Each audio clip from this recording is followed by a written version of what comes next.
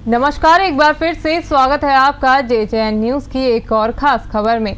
सरकार की ओर से गरीबों को आवास उपलब्ध कराए जाने को लेकर प्रधानमंत्री आवास योजना पूरे देश भर में चलाई जा रही है, जिसके तहत इस योजना में भारी संख्या में लोग आवास के लिए आवेदन करते हैं। इसके बाद संबंधित विभाग के अधिकारी पात्र व्यक्तियों का चयन कर उसकी सूची सरकार को भेजते हैं। अगर आपने प्रधानमंत्री आवास योजना के लिए आवेदन किया है तो सचेत हो जाइए, कहीं आप भी ठगी का शिकार न हो जाए। बता दें कि ब्लॉक रामनगर में प्रधानमंत्री आवास योजना के तहत लगभग 65 आवास स्वीकृत हुए हैं, जिसके साथ ठगी होनी शुरू हो गई है, जिसको लेकर अब जहां एक और अधिकारियों में हड़कंप मचा है तो वहीं ग्रामीण भी काफी दहशत में हैं। घटना के बारे में जानकारी देते हुए रामनगर विकासखंड के पूर्व ब्लॉक प्रमुख और वर्तमान में ज्येष्ठ उप प्रमुख संजय नेगी ने बताया कि बीते दिन प्रधानमंत्री आवास योजना के तहत चयनित हुए 2 ग्रामीणों के पास फोन आया, जिस पर फोन करने वाले व्यक्ति ने अपने आप को बैंक का अधिकारी बताते हुए इन ग्रामीणों से कहा कि तुम्हारी उक्त योजना के तहत पहली किस्त आ गई है। इस किस्त को लेने से पहले आपको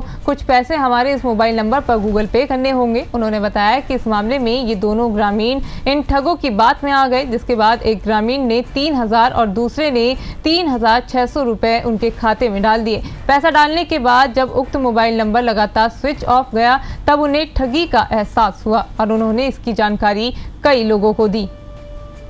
प्रधानमंत्री आवास योजना के तहत हमारे ब्लॉक से 65 आवास स्वीकृत हैं और जिसमें ठग जो है सक्रिय हो गए हैं और उन्होंने मेरे ख्याल से ऑनलाइन माध्यम से निकाल के नेट के द्वारा आवासों की सूची निकाल के जो लाभार्थी हैं उनको फ़ोन किए और उनसे कहा कि आपका जो है किस्त आ गई है, प्रथम किस्त आ गई है और आप जो है हमें और कामों के लिए 3000 रुपये डालिए, 3600 रुपये डालिए।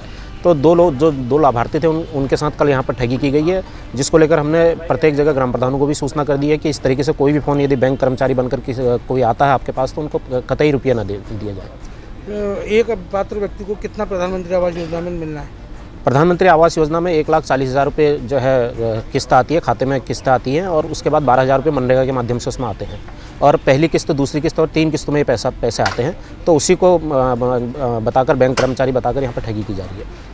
प्रधानमंत्री आवास योजना को लेकर अब ठग गिरोह सक्रिय हो चुका है। ऐसा ही एक मामला रामनगर विकासखंड क्षेत्र के अंतर्गत आया, जिसमें 2 ग्रामीणों को ठगों द्वारा ऑनलाइन ठगी करके करीब जो है 6000 से अधिक की रकम ठग ली गई है। इस मामले में रामनगर विकासखंड के पूर्व ब्लॉक प्रमुख और वर्तमान में ज्येष्ठ ब्लॉक प्रमुख संजय नेगी ने जानकारी देते हुए बताया कि रामनगर विकासखंड के अंतर्गत 65 पात्र व्यक्तियों को जो है प्रधानमंत्री आवास योजना के तहत चिन्हित किया गया है। उन्होंने बताया कि हालांकि अभी कोई किस्त खाते में उनके नहीं आई है, लेकिन ऑनलाइन जो ठगी की जा रही है उसके माध्यम से ठगों ने ऑनलाइन जो रामनगर विकासखंड में जो पात्र व्यक्ति हैं उनकी सूची निकाल कर लोगों को फ़ोन करने शुरू कर दिए और स्वयं को बैंक का अधिकारी बताकर उनसे ऑनलाइन ठगी कर रहे हैं। उन्होंने बताया कि कल इस मामले में 2 ग्रामीणों को फ़ोन आया और उन्होंने अपने आप को बैंक का अधिकारी बताकर एक ग्रामीण से जो है गूगल पे 3000 रुपये और दूसरे ग्रामीण से 3600 रुपये गूगल पे पेमेंट मंगा ली और उन्होंने कहा ये पेमेंट आपको देनी पड़ेगी, आपकी किस्त आ गई है। उसको उन्होंने जो है गुमराह करते हुए ग्रामीण भी उनकी बैंक को कर्मी जो फर्जी बता रहे थे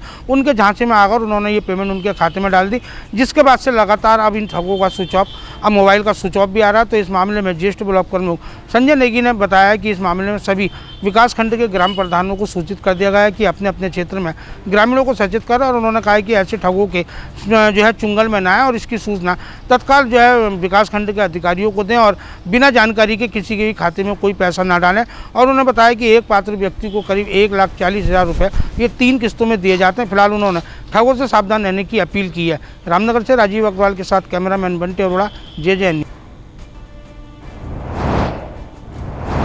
तो ये थी रामनगर से हमारे संवाददाता राजीव अग्रवाल की खास खबर। अभी के लिए सिर्फ इतना ही। बाकी की तमाम खबरों के लिए आप बने रहिए JJN न्यूज के साथ। नमस्कार।